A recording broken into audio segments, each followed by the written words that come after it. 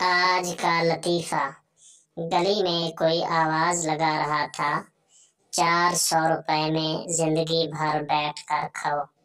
मैंने भी सोचा कि देखें कि क्या स्कीम है, क्या ऑफर है। बाहर निकल कर देखा तो आवाज लगाने वाला कमीना कुर्सी बेच रहा था। दूसरा लतीफ़ा।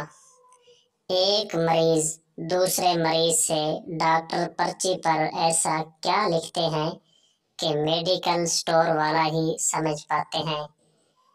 लिखाई तो समझ नहीं आती, लेकिन मतलब ये होता है कि मैंने लूट लिया है, अब तुम भी लूट लो।